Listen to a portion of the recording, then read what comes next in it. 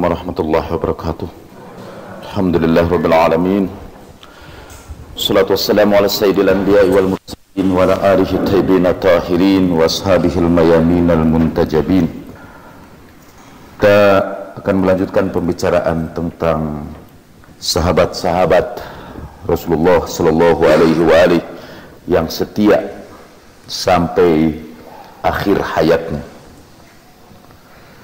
Sekaligus juga mereka adalah orang-orang yang setia kepada Imam Ali karamallahu wajhah wa salamullahi alaihi, sampai mereka digelari sebagai al-arkan al-arba'ah, 4 tonggak-tonggak kesetiaan kepada agama.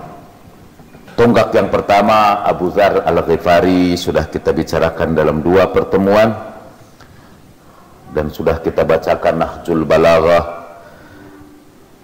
bagaimana Imam Ali memberikan penghormatan kepada Abu Dzar Al-Ghifari karena kecintaannya kepada agama, dan bagaimana kebanyakan orang membenci Abu Dzar karena kecintaannya kepada dunia. Hari ini kita akan berpindah kepada salah satu di antara 4 tonggak itu, atau yang kedua dari 4 tonggak kesetiaan itu, al-arkan al-arba'ah, yaitu Salman Al-Farisi. Saya akan bacakan secara singkat keistimewaan Salman atau kurikulum vitae Salman. Salman adalah orang yang apabila ditanya, Ibnu man anta, kamu anak siapa sih? Orang-orang Arab kalau bertemu sesama mereka biasanya tidak menanyakan nama, tapi menanyakan siapa bapaknya, untuk menunjukkan dari kabilah apa Anda berasal. Dan itu berlangsung sampai sekarang, tradisi itu, menanyakan orang berkaitan dengan bapaknya. Saya pernah hadir di sebuah majelis para habaib, lalu salaman dengan salah seorang habib di situ, dan habib itu langsung bertanya, Ibnu man anta? Anda anak siapa? Harusnya saya menyebutkan silsilah saya. Apa saya ini Al-Attas, Al-Habsi, Ali Idrus gitu. Ibnu man anta? Salman waktu itu, wa kana idza qila lahu ibnu man anta. Salman itu kalau ditanya orang, Ibnu man anta? Salman selalu menjawab, ana Salman ibnul Islam min bani Adam. Aku Salman putra Islam dari keturunan Adam. Waktu saya ditanya oleh Habib itu, Ibnu man anta? Ana ibnul Islam min bani Adam. Dia dikenal dengan nama Salman Al-Khair min ahli Madinah Isbahan.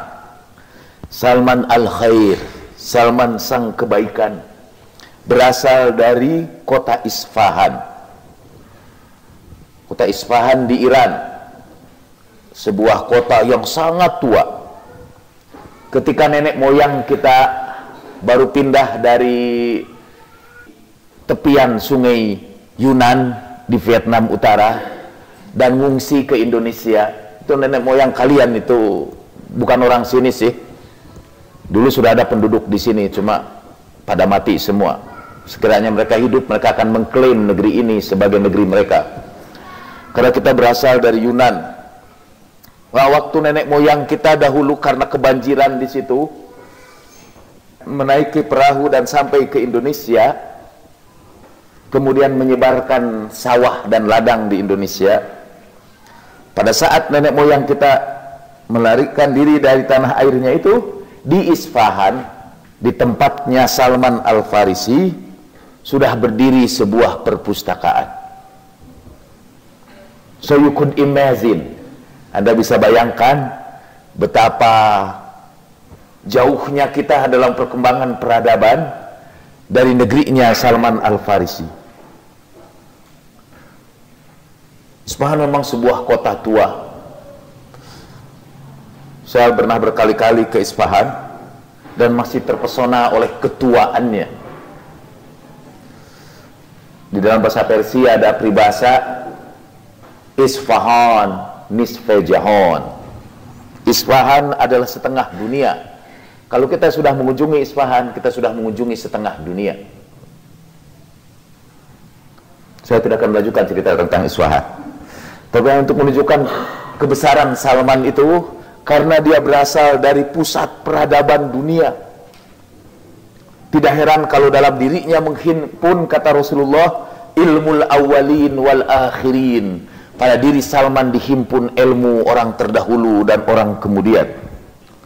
Bapaknya Khasnudan, dia banyak mempelajari ilmu hakikat, dan dia menghabiskan seluruh hidupnya untuk mencari hakikat ilmu kebenaran. Dia adalah orang yang beragama dalam tipe quest, tipe pencarian kebenaran, yang menyampaikannya kepada Islam. Dalam pencariannya sepanjang hidupnya, ia sampai kepada Islam. Dalam psikologi agama, kita bercerita tentang 3 macam keberagamaan. Ada orang yang beragama untuk tujuan-tujuan bukan tujuan agama. Mereka datang ke masjid untuk hubungan sosial, atau mereka memberikan infak dan sodakohnya khusus kepada orang-orang yang satu madhab dengan dia. Tipe keberagamaan seperti itu disebut tipe keberagamaan ekstrinsik. Orang menggunakan agamanya untuk mencapai tujuan-tujuan tertentu. Dia bisa berkhutbah menyebarkan agama, tapi tujuan terakhirnya supaya Anda memberikan infak Anda untuk investasi perusahaan saya. Itu keberagamaan ekstrinsik. Satu lagi adalah orang yang beragama dan hidup berdasarkan agama yang diyakininya. Kata Allport, they do not use the religion, they live it. Mereka tidak menggunakan agama, tapi mereka hidup berdasarkan agama itu. Batson kemudian merumuskan satu jenis tipe keagamaan lagi, yaitu tipe quest. Orang itu selalu mencari dan mencari. Orang seperti itu bisa pindah-pindah madhab seminggu 7 kali, karena dia selalu mencari, selalu berpikir kritis. Dan dalam pencarian itu, dia mau mengorbankan apapun untuk pencarian kebenaran itu. Termasuk status sosial yang sangat dirindukan oleh orang yang beragama secara ekstrinsik. Dia abaikan itu semua demi pencariannya. Kalau perlu dia meninggalkan kelompoknya, meninggalkan komunitasnya karena pencariannya. Dan Salman adalah orang yang keberagamaannya adalah keberagamaan quest itu. Religiosity-nya itu adalah quest, proses pencarian. Salman ikut serta dalam perang Khandaq bersama Rasulullah SAW. Perang Khandaq atau perang Parit di dalam Al-Quran disebut sebagai perang Ahzab. Peristiwa peperangan Khandaq itu diabadikan di dalam surat Al-Ahzab, surat 33, hampir nyebut ayat 33. Enggak. Dalam perang Khandaq itu, Salman adalah teknik sipil yang pertama menyarankan kepada Rasulullah agar bertahan di sekitar kota Madinah dengan membuat parit itu. Sayang sekali, parit itu yang diabadikan orang selama ratusan tahun oleh pemerintah Saudi diratakan dengan tanah, kemudian dijadikan jalan, namanya Jalan Khandaq. Dahulu di situ masih ada parit-parit itu. Di sekitar parit ada beberapa masjid yang sering dikunjungi. Ada Masjid Abu Bakar, Masjid Umar, Masjid Fatimah, Masjid Ali. Dulu di tempat-tempat itulah para sahabat berkumpul di sekitar parit itu. Tapi karena ingin membawa Mekah ke milenium yang ketiga, Saudi meruntuhkan masjid-masjid itu. Sebagian diruntuhkan, oh sekarang malah hampir seluruhnya sih. Karena saya lihat kemarin sudah dibangun lagi masjid yang megah. Dan sisa-sisa sejarah itu ditiadakan. Sudah dibangun masjid yang sangat megah. Kayaknya negeri Arab itu seperti orang Indonesia yang tidak mencintai peninggalan-peninggalan lama. Kalau Anda pergi ke negeri Belanda, di tepian kanal itu, Anda akan saksikan rumah-rumah kuno, dan di situ ditulis didirikan pada tahun 1200 sekian gitu. Dan dipertahankan betul tempat-tempat bersejarah. Di Indonesia tempat-tempat bersejarah itu sama sekali tidak dihargai. Kalau ada orang mau investasi, beli, itu semuanya tempat itu diruntuhkan. Khandak itu pun sekarang tinggal bekas-bekasnya. Masih tersisa di situ kalau saya tidak salah Masjid Sayyidah Fatimah, tapi udah ditutup, dikunci, dan kita akan dimaki-maki sama askar kalau berkunjung ke tempat itu. Itu sudah diruntuhkan karena takut jemaah haji Iran menyerbu tempat itu. Nah, Salman lah penasehat teknis dalam perang Khandaq. Parit itu waktu digali kan, Rasulullah membagi para pekerjanya di dalam kelompok-kelompok. Itulah teamwork pertama di dalam Islam. Satu kelompok menggarap satu bagian, misalnya sekian meter digarap oleh satu kelompok, sekian meter digarap oleh satu kelompok. Dan orang harus mencari kelompoknya sendiri. Siapa? 10 orang, 10 orang. Dan orang memperebutkan Salman karena tubuhnya gede, besar, tinggi besar. Jadi satu Salman itu udah sama dengan 10 orang tempat yang lain. Jadi kalau ada Salman di situ, pastilah teamwork itu luar biasa. Malahan bukan tim yang nantinya yang work, hanya Salman aja yang work. Ya. Semua berteriak-teriak, Salman minna, Salman minna. Biarlah Salman dari kita, Salman dari kita, masuk kita, Salman minna, Salman minna. Lalu di ujung sana Rasulullah SAW tersenyum dan berkata, Salman minna ahlul bait. Salman termasuk kami, termasuk ahlul bait. Itu Salman yang bukan ahlul bait. Rasulullah berkata, Salman minna ahlul bait. Dan bergabunglah Salman dengan ahlul bait Rasulullah SAW dan mengungkapkan kesetiaannya seperti saya katakan sampai saat-saat yang terakhir.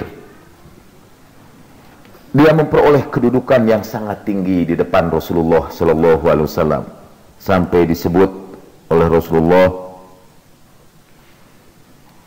karena Rasulullah SAW idza khala bilam yabawa ahadan ghairah. Dalam kitab Hayatus Sahabah juz ketiga halaman 481 dijelaskan betapa tingginya kedudukan Salman itu sampai Rasulullah SAW bersabda dari sebuah hadis dari Abu Darda tentang Salman, inna fikum rajulan kana Rasulullah sallallahu alaihi wa alihi idza khala bihi lam yabgha ahadan ghairah. Di antara kalian itu, kata Abu Darda, ada seorang lelaki yang sekiranya Rasulullah sudah berduaan dengan dia, dia tidak cari siapapun lagi untuk menjadi temannya. Itulah Salman Al-Farisi. Kalau Rasulullah sudah berdua, dia minta agar tidak ada yang mengganggu dia. Hampir mirip-mirip Sayyidina Ali. Itu kedudukannya secara lahiriah, kedudukannya secara ruhaniyah. Salman sudah mencapai kedudukan yang hampir sama dengan ahlul bait. Salman minna ahlul bait. Kedudukannya sangat tinggi sampai kata Rasulullah SAW, kiranya Abu Dhar tahu apa yang ada di hati Salman, dia pasti membunuhnya. Artinya ada ilmu pada hati Salman itu yang kalau disampaikan kepada Abu Dhar akan menimbulkan fitnah karena ketinggian ilmunya. Kemarin di Solo kita berbicara selama 3 hari ini penuh acara itu, alhamdulillah. Silaturahmi di pesantren-pesantren tidak ada hubungan dengan pemilu. Karena itu silaturahminya itu saya kira silaturahmi yang paling tulus. Inna fikum rojulan, di antara kalian ada seorang laki-laki yang kalau dia menyambungkan silaturahmi, dia sambungkan silaturahmi dengan tulus. Itu ucapan saya untuk diri saya. Kita membahas ayat fadzakir in nafa'atiz dzikra. Sebagian ahli tafsir mengatakan bahwa kata in di situ artinya sesungguhnya. Saya mengartikan in di situ apabila, sebagai huruf syarat, bukan huruf taukid. Dalam terjemah-terjemah yang Anda miliki itu, terjemah Quran, bunyinya begini terjemahnya: berilah peringatan, sesungguhnya peringatan itu bermanfaat. Kalau saya menerjemahkannya, berilah peringatan jika peringatan itu bermanfaat. Kalau tidak bermanfaat, peringatan itu tinggalkan aja. Dan itu dibenarkan oleh Ustadz Segap Cupri, kemudian dengan menyebut kisah Salman tadi itu. Ada ilmu pada diri Salman itu yang kalau disampaikan kepada orang, bukan saja tidak bermanfaat, malah menimbulkan madarat. Karena orang tidak paham dan bisa sesat karena tidak mengerti. Untuk sementara ditahan dulu, itu tidak menyembunyikan ilmu. Dan Salman itu termasuk orang yang mengikuti perintah Allah, fadzakir in nafa'ati dzikra. Dia karena kedudukan ruhaniyahnya yang sangat tinggi, yang kata Rasulullah menghimpun ilmu terdahulu dan ilmu kemudian. Dia juga, Salman Al-Farisi, sama seperti Abu Dzar, boleh dibilang sebagai sufi-sufi yang paling awal. Dahulu istilah sufi itu tidak ada, kata Imam Ahmad. Di zaman Rasulullah istilah sufi itu nggak ada. Yang ada itu zuhad, orang-orang yang zuhud. Dan Salman termasuk min zuhadil muslimin, termasuk para zahidnya orang-orang Islam, yang hidup sangat sederhana dan menghususkan seluruh hidupnya untuk Allah Subhanahu wa ta'ala. Nuzila fihi ayun minal Qur'an al-Karim wa khalladahu Rasulul A'zam bi haditsin katsiratin. Diturunkan kepadanya banyak ayat-ayat Al-Quran. Berkenaan dengan Salman itu turun ayat-ayat Al-Quran yang memuji Salman Al-Farisi, dan Rasulullah mengabadikan pujian Al-Quran itu dengan hadis-hadis yang banyak sekali. Salah satu di antaranya ialah 2 ayat, satu di dalam surat Muhammad, surat 47. A'udzubillahi minasyaitonir rajim.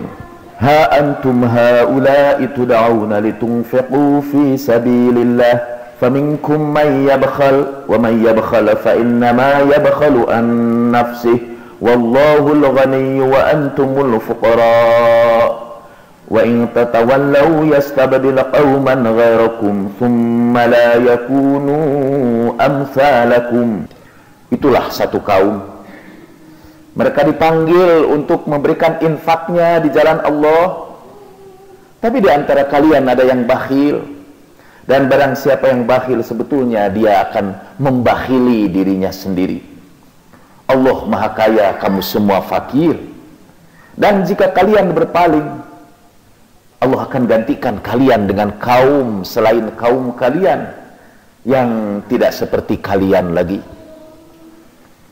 Waktu turun ayat ini, Rasulullah menepuk bahu Salman dan berkata, sekiranya nanti satu saat iman itu terletak di bintang soraya, maka kaum Salman inilah yang akan sanggup menggapainya. Mereka lah, kaum Salman inilah katanya, yang akan menggantikan kalian itu orang-orang Arab menjadi pemimpin-pemimpin di dunia Islam. Yang bagian yang terakhir itu komentar saya tentang hadis itu dan tentang ayat ini. Itu salah satu ayat yang turun tentang Salman dan kaumnya. Kita sering menyebutnya Salman Al-Farisi, Salman orang Persia, untuk menunjukkan kaumnya. Salman sendiri tidak senang disebut Salman Al-Farisi. Salman Ibnul Islam, Salman putra Islam. Di dalam khazanah ilmu-ilmu Ahlul Bait, Salman lebih sering disebut Salman Al-Muhammadi, Salman yang membawa agama Muhammad sallallahu alaihi wa alihi. Nisbahnya tidak kepada Persia, tidak nisbahnya kepada Arab, tidak nisbahnya kepada Roma, dia dinisbahkan kepada Rasulullah sallallahu alaihi wasallam. Itu dia sebut Salman Muhammadi. Nanti kita akan bacakan hadis-hadis tentang Salman. Tapi sementara ini dalam kurikulum vitae ini sebutkan Salman termasuk orang yang tentang dia banyak Al-Quran yang turun. Tapi supaya saudara ketahui, for your information, Salman itu tidak termasuk 10 orang yang dijamin masuk surga. Kasihan. Tidak termasuk yang 10 orang masuk surga. Yang termasuk 10 orang yang masuk surga, ini yang tidak boleh diberitahukan sama yang lain. Karena kalau saudara sampaikan kepada orang lain, mereka akan rame-rame membunuh saudara.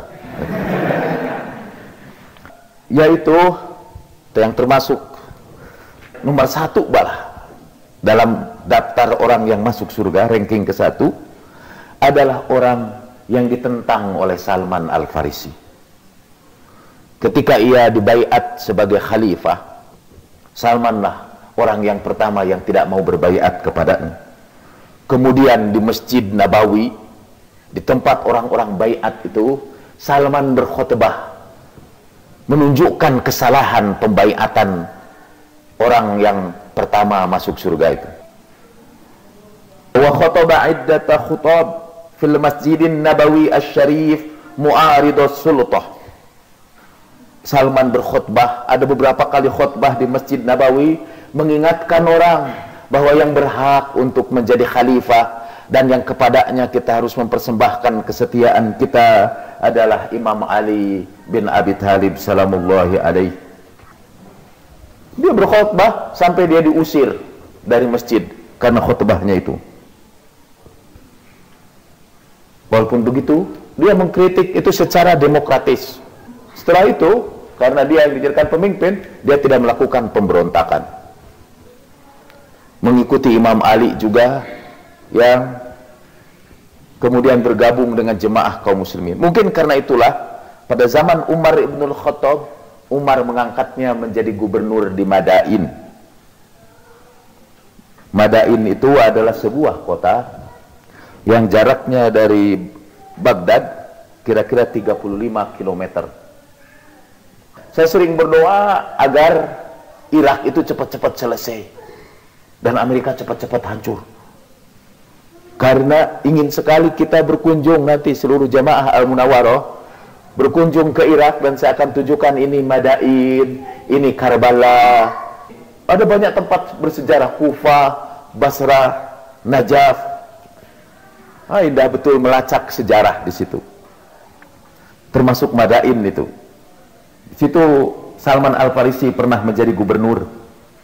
Dan sebagai gubernur dia tetap hidup sederhana.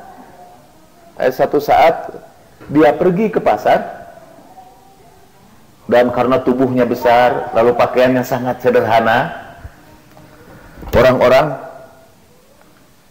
menyuruh dia untuk mengangkut barang-barang. Sampai lewat di satu tempat, ada seorang menyuruh orang itu mengangkut barang-barang, diangkutlah barangnya. Sudah tua sih waktu itu, diantar sampai ke rumah. Dan di pertengahan jalan orang berkata, celaka kalian, waihat, ini gubernur kalian. Ya. Itu Salman Al-Farisi. Karena pakaian yang sederhana, sehingga ia dikelirukan sebagai orang yang tidak punya. Dan Salman karena cita-citanya berkhidmat kepada sama manusia, dia siapkan bantuan kepada siapapun. Jadi betul-betullah dia public servant, pelayan masyarakat. Pegawai negeri itu kan public servant, pelayan masyarakat. Itu bahasa Inggrisnya sih, public servant itu pelayan masyarakat. Cuma di Indonesia karena bahasa Inggrisnya kurang, jadi terjemahannya jadi dibalik, masyarakat pelayan. Public, masyarakat, servant, pelayan. Akhirnya kita semua jadi pelayan-pelayan para public servant itu. Dia meninggal dunia di Madain pada tahun 33 Hijriyah dalam usia 250 tahun. Menurut satu riwayat 250 tahun. Tapi menurut laporan Al-Abbas bin Yazid dalam kitab Usudul Ghabah juz kedua halaman 269, Asya Salman 350 sana. Sebetulnya usia Salman adalah 350 tahun. Bayangkan sebelum Rasulullah lahir dia sudah hidup, dan setelah Rasulullah meninggal dunia dia juga masih hidup. Itu Salman Al-Farisi, orang yang selalu mencari kebenaran. Ma'ana ahadun min hadhil ummah ma'anahu Salman fi talabil haqq wa qata'a tariqan tawilan mamluwatan bil masa'ib lil wusuli ilaih. Belum pernah ada orang menderita dalam pencarian kebenaran seperti yang pernah diderita Salman dalam mencari kebenaran. Dia menempuh perjalanan yang panjang yang dipenuhi dengan berbagai kesulitan untuk sampai kepada kebenaran. Diriwayatkan oleh Abu Nuaim dari Salman ridwanullahi alaihi qala, kata Salman, aku ini bertahun-tahun, puluhan tahun pindah min rabbin ila rabbin, dari Tuhan yang satu ke Tuhan yang lain. Proses pencarian Tuhan yang sangat menakjubkan. Dan marilah kita kisahkan perjalanan mencari kebenaran itu seperti yang diucapkan oleh Salman Al-Farisi sendiri. Diriwayatkan oleh Abdullah ibnu Abbas, qala, Salman berkata, saya akan baca terjemahnya aja sekarang. Dahulu aku seorang lelaki dari bangsa Farsi, dari ahli Isfahan, dari sebuah tempat yang bernama Jai. Dan bapakku adalah salah seorang tokoh di negeri itu. Dan aku menjadi orang yang paling dicintai bapakku. Begitu cintanya ayahku kepadaku, sampai aku dipenjarakannya di rumahnya. Tidak boleh bepergian, seperti orang memenjarakan budak belian. Aku belajar sungguh-sungguh mengamalkan ajaran Majusi, sampai aku memperoleh kedudukan sebagai tukang menyalakan api. Dan tidak boleh membiarkan api itu padam satu detik pun. Ayahku itu punya kekayaan yang besar.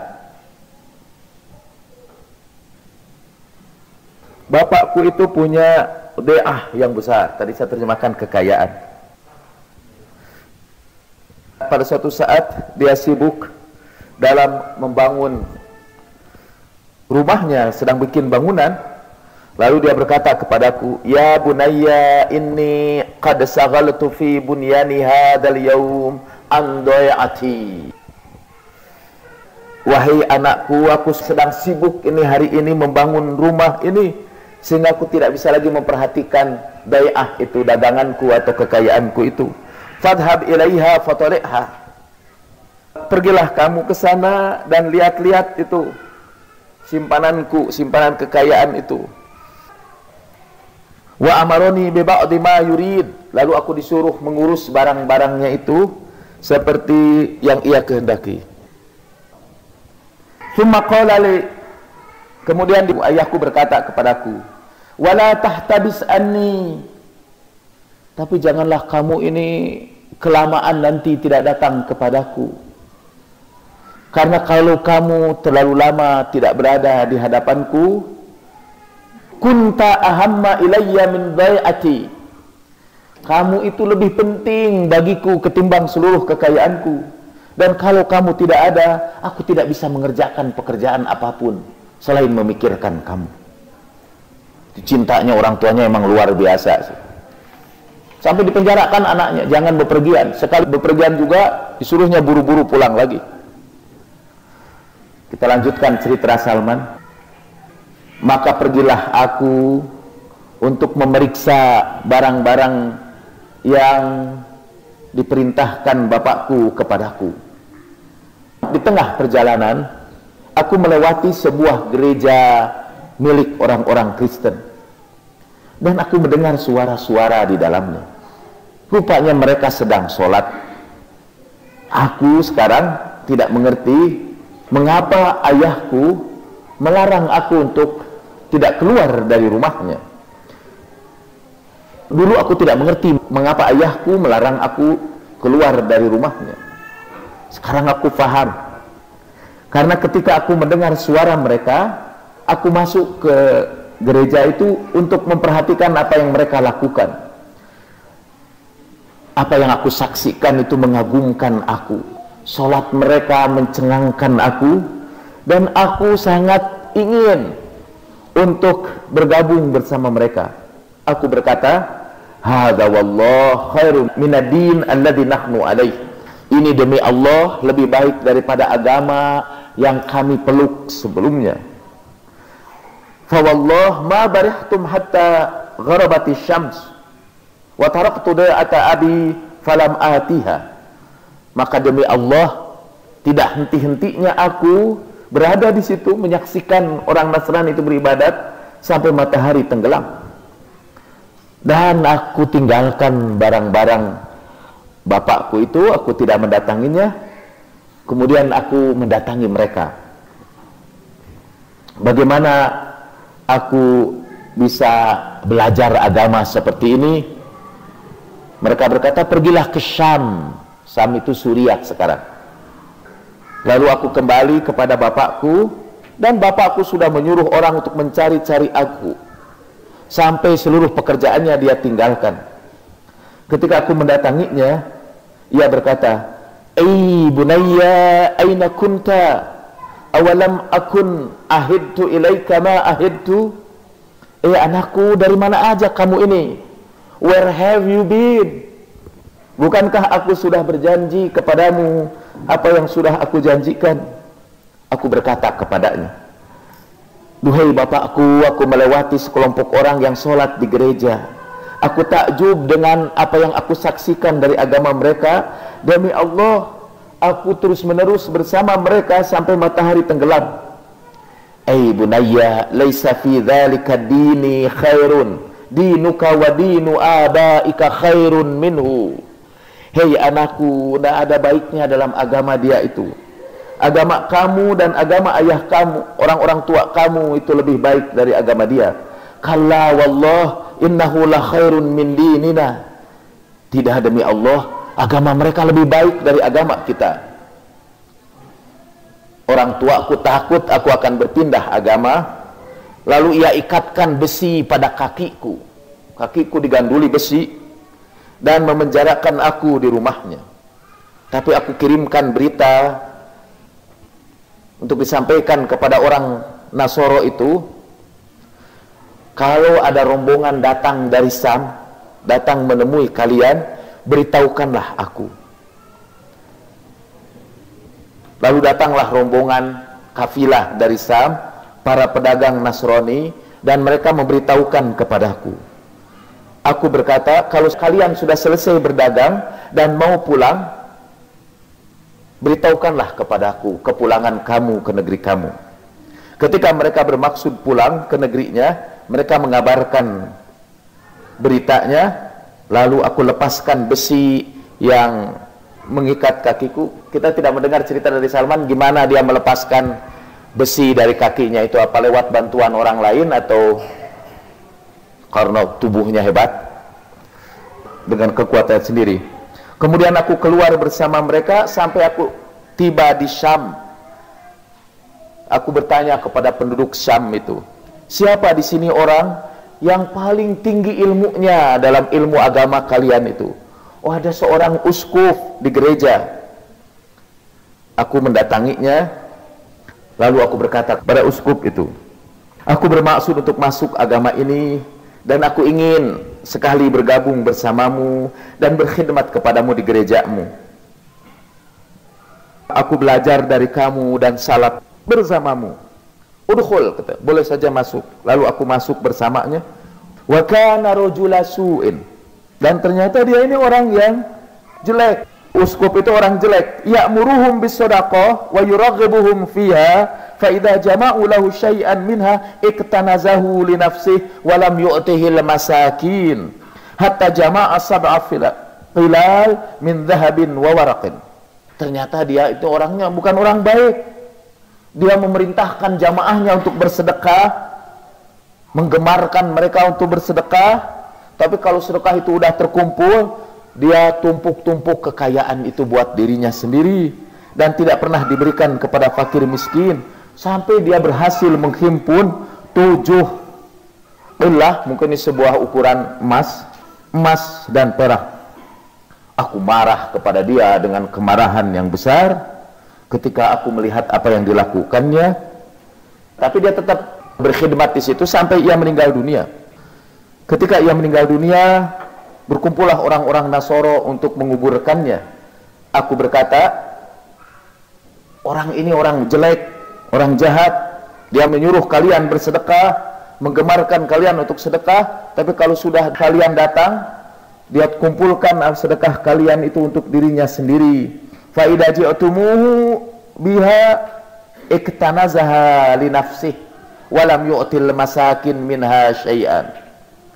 Kenapa kamu menuduh dia seperti itu? Kalau mereka berkata, tunjukkan mana kekayaan dia. Aku bawa dia ke tempat kekayaannya, dikeluarkanlah dari situ emas dan perak dalam jumlah yang banyak. Ketika mereka melihat, wallah la nudfinuhu abada, demi Allah kalau begitu aku tidak akan menguburkan dia selama-lamanya. Lalu ia disalibkan, dirajam dengan batu. Waja'u birajulin akhar faja'aluhu makanah, lalu akhirnya digantilah dia dengan salah seorang penggantinya yang lain. Itu hebat itu orang Kristen itu. Kalau ada kiainya memanfaatkan sedekah untuk kekayaan dirinya, tidak dikuburkan, disalib itu, tidak diberikan penghormatan. Setelah diketahui, itu diketahuinya setelah mati. Orang Islam itu masih hidup udah diketahui itu kekayaannya itu titipan umat itu dipakai untuk memperkaya dirinya, malah kekayaannya itu diperlihatkan kepada setiap orang. Dia kaya itu, tidak ada yang mensalibnya, memboro-boro merajamnya. Lalu digantilah, katanya itu digantilah oleh orang yang lain. Qala Salman, falamma ra'aitu rajulan la yusalli al-khamsa ara annahu kana afdala minhu wa azhada fi dunya wala arghaba fil akhirah wala ad'aba laylan wa naharan minhu fa ahbabtuhu hubban lam uhibbahu syai'an qablah. Lalu ini penggantinya berbeda jauh dari yang sebelumnya. Aku belum pernah melihat orang yang sholat 5 waktu, sholatnya 5 waktu lagi, yang pernah aku saksikan yang sholatnya itu lebih bagus dari dia. Dia juga sangat zuhud di dalam dunia, dan tidak pernah aku lihat orang yang sangat mencintai akhirat dan yang sangat lama menghidupkan malam dan siangnya seperti dia, sampai aku cintai dia dengan kecintaan yang tidak pernah aku berikan kepada siapapun sebelumnya. Aku tinggal bersamanya pada waktu yang lama. Kemudian ketika dia berada dalam sakratul maut, ketika maut hampir menjemputnya, aku berkata kepadanya, ya fulan, inni qad kuntu ma'ak wa ahbabtuka hubban lam uhibbahu syai'an qablak wa qad hadara kama tara min amrillahi ta'ala fa ila man tuwassi bi wa bima ta'muruni. Wahai fulan, aku sudah hidup bersamamu. Aku mencintai kamu dengan kecintaan yang tidak pernah aku berikan kepada siapapun sebelummu. Dan sekarang sudah datanglah saat-saat kamu memenuhi panggilan Tuhanmu. Lalu siapa yang engkau wasiatkan agar aku ikuti sepeninggal kamu? Ay bunayya, wallah ma'a'lamul yawma ahadan ala ma kuntu alaih, faqad halakan nas wa baddalu wa taraku akthar ma kanu alaih illa rajulan bil mausul wa huwa fulan wa huwa ala ma kuntu alaih farhak bih. Hei anakku, aku tidak tahu ada orang yang menjalankan agamaku seperti ini, karena manusia sudah sesat semua ini. Mereka sudah mengganti-ganti agama dan sudah meninggalkan agamanya yang awal, yang dahulu kita amalkan, kecuali ada seorang lelaki di Mausul, itu sebuah kota, yang bernama Fulan. Dia menjalankan agama seperti yang aku jalankan. Pergilah kamu ke tempat dia. Nah, kita hentikan dulu ini karena sudah lebih dari waktunya. Jadi sampai ini perjalanan Salman, untuk kita lanjutkan karena kita lagi mengikuti perjalanan Salman mencari kebenaran. Pada minggu ini kita sampai di Mausul. Saya tadi baca sebentar ini sebelum berangkat ke sini, dan ada bagian-bagian tertentu di situ itu yang hati saya tersentuh betul. Dan supaya saya tidak membawa kepada sentuhan itu, untuk kali ini kita hentikan di sini. Oke, itulah proses pencarian kebenaran dari Salman Al-Muhammadi Ibnul Islam min Bani Adam, putra Islam dari keturunan Adam. Belum saya akhiri, untuk menyempurnakan pembicaraan ini kita akan membacakan beberapa ayat Al-Quran yang turun berkenaan dengan Salman Al-Farisi. Amirul Mu'minin alaihi salam berkata, Nazal Al-Quranu arba'an. Al-Quran itu turun ke dalam 4 bagian. Warub'un fi aduwina, warub'un siyarun wa amthal, warub'un faraidun wa ahkam, walana karaimul Quran, wa Salman ridwanullahi alaih lama kana minhum salawatullahi alaihim fa khaliqun ayanzila fihi ayun minal Qur'anil karim. Kata Amirul Mukminin, Al-Quran turun dalam 4 bagian. 1 bagian berkenaan dengan kami, berkenaan dengan Imam Ali dan para pengikutnya. 1/4-nya lagi berkenaan dengan musuh-musuh kami. 1/4-nya lagi tentang perumpamaan tentang tarikh, dan 1/4-nya lagi berkenaan dengan hukum-hukum. Walana karaimul Quran, dan ayat-ayat Quran yang memuliakan kami turun berkenaan dengan kami. Dan yang dimaksud kami di situ itu termasuk Salman Al-Farisi. Maka saya ingin bacakan sekarang beberapa ayat Quran saja berkenaan Salman Al-Farisi. Hadis yang saya bacakan tadi itu dimuat dalam kitab Yanabi'ul Mawaddah, halaman 126. Qala nasun minas sahabah, nazala qauluhu ta'ala innal ladhina amanu wal ladhina hadu. Itu surat Al-Baqarah ayat 62. Innal ladhina amanu wal ladhina hadu wan nasara was-sabiin man amana billahi wal yaumil akhir wa amila shalihan falahum ajruhum inda rabbihim wala khaufun alaihim wala hum yahzanun. Sesungguhnya orang-orang beriman, orang-orang Yahudi, orang-orang Nasoro, orang-orang Sobiin, asalkan dia beriman kepada Allah dan hari akhir, kami berikan pahala kepada mereka. Lahum ajruhum inda rabbihim, di sisi Tuhan mereka, dan mereka tidak merasa takut juga tidak merasa duka cita. Kata ayat ini turun berkenaan dengan Salman. Salman termasuk man amana billahi wal yaumil akhir. Qatadah ketika menjelaskan ayat qul kafa billahi syahidan baini wa bainakum wa man indahu ulmul kitab. Itu surat Ar-Ra'd ayat 43. Katakanlah oleh kamu Muhammad, cukuplah bagiku Allah sebagai saksi antara aku dan kalian, dan cukuplah orang yang padanya ada ilmu dari Alkitab.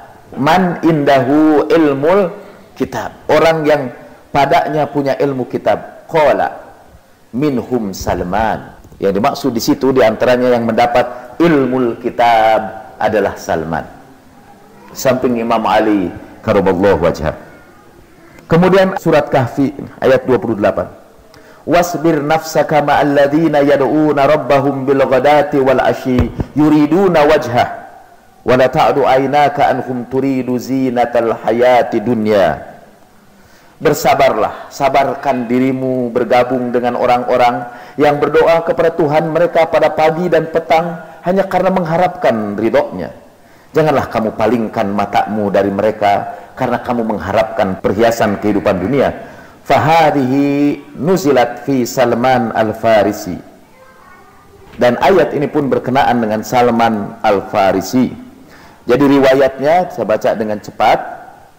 Salman al-Farisi itu berkumpul dalam majelis Nabi Sallallahu Alaihi Wasallam, dan Salman memakai baju dari bulu domba. Itu baju dari bulu itu kalau kepanasan kena keringat baunya bukan main. Baju domba betulan, sebut wool. Sekarang woolnya sudah disaring jadi tidak bau domba lagi. Bau domba ketika sudah lama Anda pakai. Nah waktu itu bau domba sudah kepanasan, lama dipakai lagi. Lalu masuklah Uyainah bin Husain kepada Nabi Sallallahu Alaihi Wasallam, dan Salman berada di sertanya.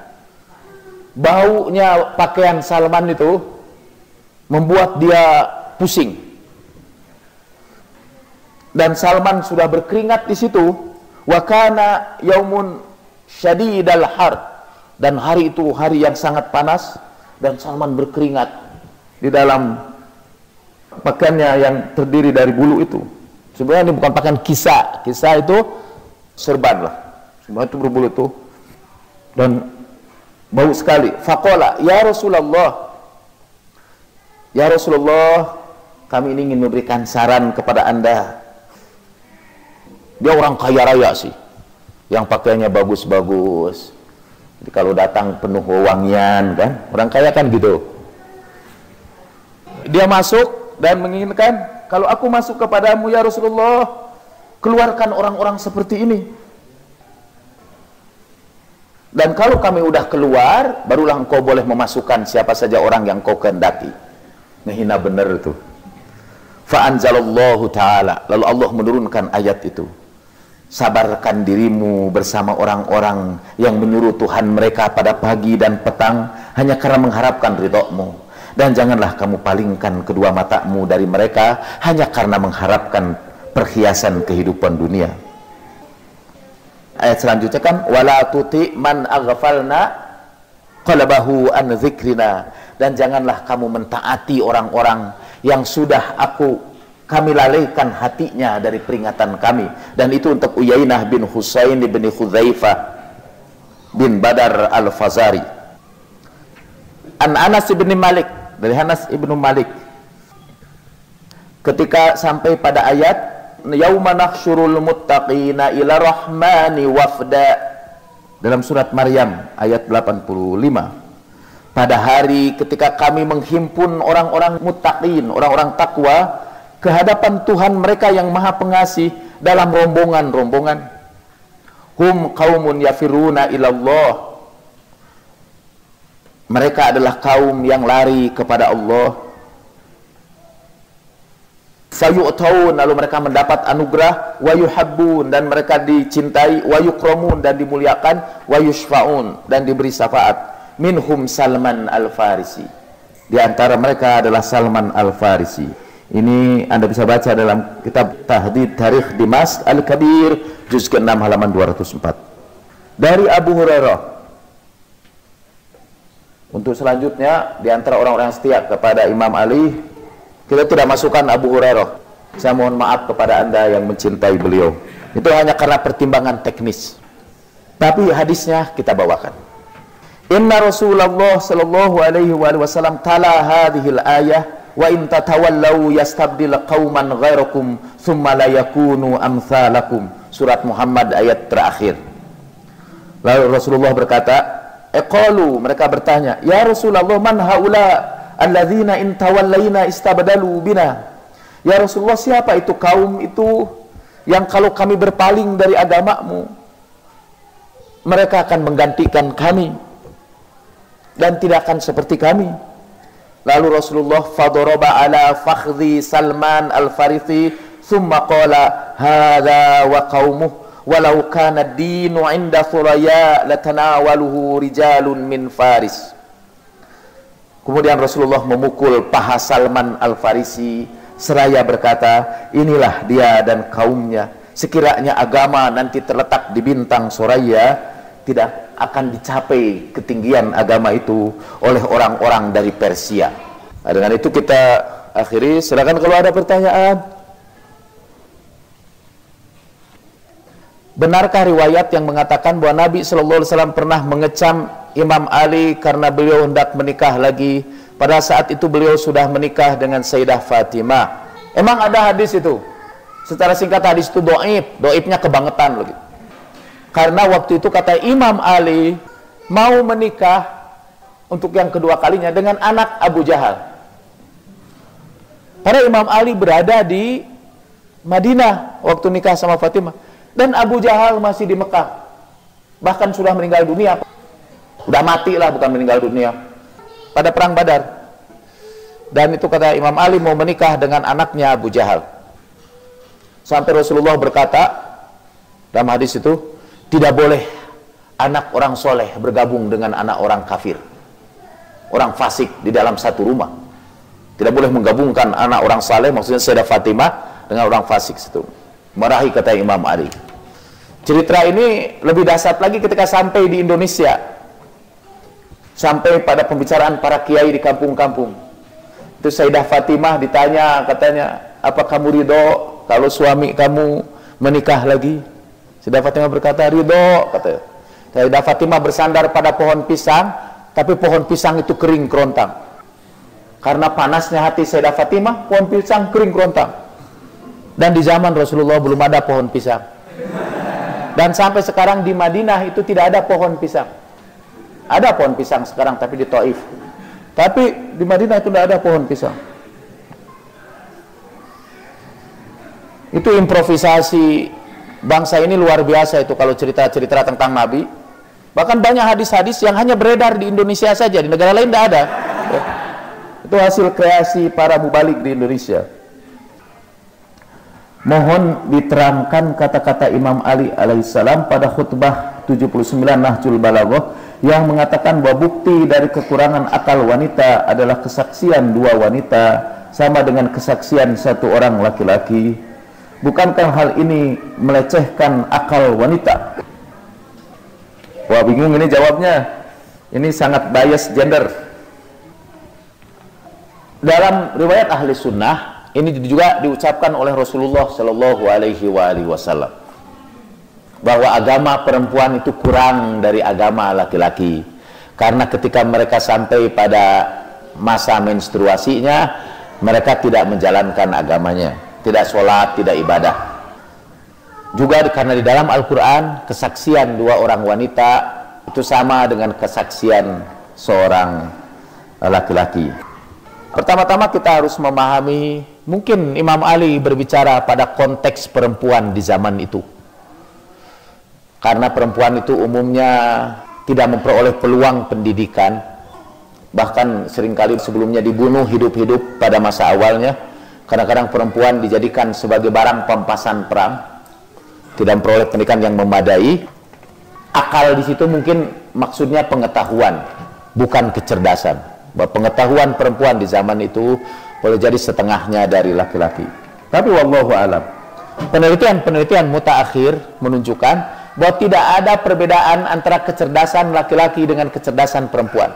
Rata-rata kecerdasan laki-laki, rata-rata kecerdasan perempuan, tidak ada bedanya. Dua-duanya diberi potensi kecerdasan yang sama. Mohon diterangkan tentang perbedaan Allah itu wahid dan Allah itu ahad. Saya harus jawab, saya tidak paham. Jadi saya karena itu tidak bisa jawab. La adri, saya tidak tahu. Boten ngertos, kalau orang Jawa yang rada halus. Punten dalam sewu, kalau itu Anda itu orang-orang keraton. Saya minta maaf, saya tidak paham. Nuwun duko, tolong marahi saya karena saya tidak paham ini. Itu orang Jawa itu luar biasa, bertahap-tahap. Dan itu mengucapkannya juga ada cara tertentu untuk menunjukkan bahwa saya tidak bisa jawab ini. Mohon maaf.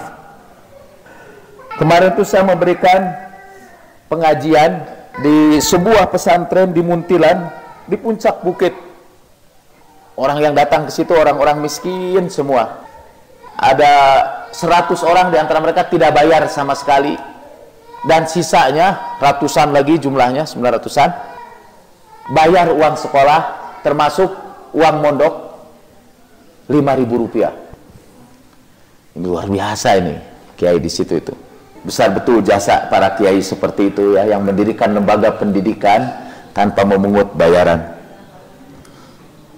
Sampai saya bilang, saya amat berbahagia karena sekarang saya datang menemui orang-orang yang di bawah kaki mereka para malaikat menghamparkan sayapnya. Itu mereka terharu juga itu. Mereka baru tahu, sadar bahwa di kaki mereka kan para malaikat menghamparkan sayapnya. Innal malaika la tadau ajnihataha. Malaikat menghamparkan sayapnya untuk para pencari ilmu. Tetapi karena saya ini mau menunjukkan bahwa saya bukan sekedar kiai, tapi kiai beneran lah. Saya mulailah dengan beberapa kata dari Alfiyah Ibnu Malik. Setelah itu saya buka tanya jawab. Mula-mula tanya jawabnya itu diam, silakan, ada yang mau tanya. Setelah agak lama baru mereka tanya, dan ramailah pertanyaannya. Mereka baru mau tanya setelah kiainya meninggalkan tempat itu. Rupanya kiainya tahu bahwa mereka tidak mau tanya karena dia hadir di situ. Pergilah kiai dan mulai mereka bertanya. Di antara pertanyaannya ada yang mengutip satu bait dari Alfiyah juga. Udah tahu bait yang mana, saya sering dah hafal. Dan Ustadz, tolong terangkan kepada kami apa makna Alfiyah ini, bait ini. Dia menguji ilmu saya. Bisa langsung berkata, la adri. Saya tidak ngerti, saya bilang. Saya tidak paham. Poten ngertos tadi. Sama seperti pertanyaan ini. Tapi sambil mengatakan itu keluar juga kesombongan saya. Kata Imam Al-Ghazali, ciri orang yang mengerti agama ialah dia sering menjawab tidak tahu kalau ditanya orang. Di mana saya bisa mendapatkan fatwa Said Husain Fadlullah lengkap dalam bahasa Indonesia atau Inggris? Di internet. Ada baca pada bagian Al-Bayyinat di internet. Anda bisa mengajukan pertanyaan dalam bahasa Inggris dan biasanya dijawab dalam bahasa Arab. Bagaimana kita mengetahui kecintaan kita tulus kepada Allah? Buktinya adalah kesediaan Anda untuk berkorban. Al-mautu ayatu hubbis shadiq. Mati adalah tanda kecintaan yang sejati. Kalau Anda mau berkorban, korban yang pertama kata Al-Quran, bi amwalikum, dengan harta kalian. Ada banyak orang, saya Ustadz bersedia mati ini untuk Ustadz. Saya bilang, tidak perlulah. Karena kalau kamu tidak bersedia mati pun satu saat kamu mati. Tapi sekarang ini serahkan harta kamu kepada saya untuk bukti kecintaan. Ustadz, apakah kita boleh poligami? Ini yang nanya laki-laki atau perempuan? Poligami itu terdiri dari dua macam. Poligini dan poliandri. Poligami artinya memiliki pasangan lebih dari satu. Bisa perempuan juga bisa poligami perempuan. Aneh sekarang itu yang poligami itu hanya laki-laki aja. Poligami itu ada dalam sejarah, dilakukan oleh perempuan, biasanya disebut poliandri. Itu misalnya Dewi Drupadi itu yang pernah dijadikan taruhan di dalam berjudi dalam kisah pewayangan, itu dinikahi oleh seluruh Pandawa 5. Jadi suaminya 5 itu. Sampai ada orang di Jakarta pengen mengikuti agama itu supaya bisa punya suami 5 sekaligus. Kalau pertanyaannya apakah boleh kita poligami, yang nanyanya perempuan, haram, tidak boleh. Dan perempuan biasa protes, kok nggak adil, laki-laki boleh punya istri lebih dari satu, sementara perempuan tidak boleh punya suami lebih dari satu. Saya bilang, laki-laki juga protes. Karena perempuan itu bisa menikahi laki-laki yang sudah punya istri. tapi suami tidak boleh menikahi perempuan yang sudah punya suami. Itu nggak adil juga tuh.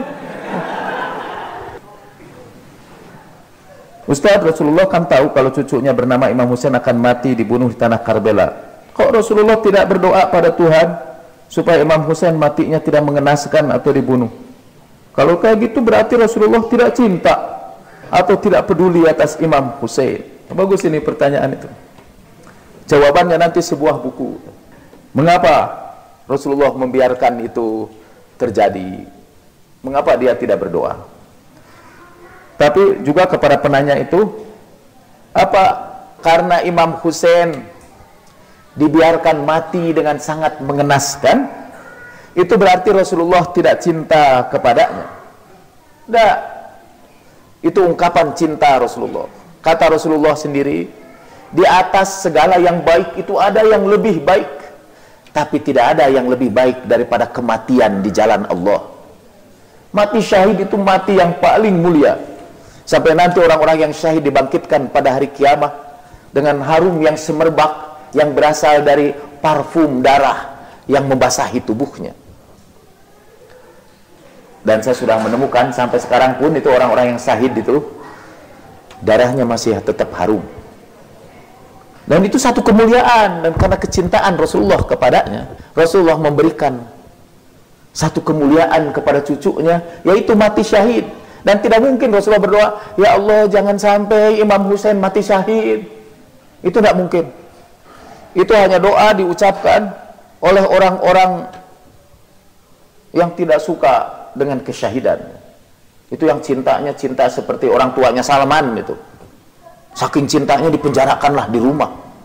Saking cintanya sampai jangan ngaji di Masjid Al-Munawwaroh. Oke, marilah kita akhiri ini dengan doa. Pertama-tama kita doakan khusus untuk negeri ini. Mudah-mudahan Allah Subhanahu wa taala memberikan kepada bangsa ini yang terbaik, yang tidak kita ketahui. Kita serahkan seluruh urusannya kepada keluasan ilmu Allah Subhanahu wa taala dan kepada kasih sayangnya. Kita doakan juga semua orang yang mendahului kita ke alam barzah, yang sudah kembali kepada Allah Subhanahu wa taala. Mudah-mudahan Allah menghimpunkan mereka bersama Rasulullah, para imam, dan orang-orang soleh. Kita juga sampaikan doa ini untuk semua orang yang sekarang menderita sakit, mendapat musibah. Mudah-mudahan sakit dan musibahnya itu mengantarkan mereka kepada pangkuan kasih sayang Allah Subhanahu wa taala. Dan terakhir, siapa saja yang punya hajat di dalam hatinya, baik dalam urusan dunia maupun urusan akhirat, kita bermohon mudah-mudahan Allah berkenan memenuhi keinginan mereka, selama keinginan itu mendatangkan ridho Allah dan kemaslahatan bagi mereka.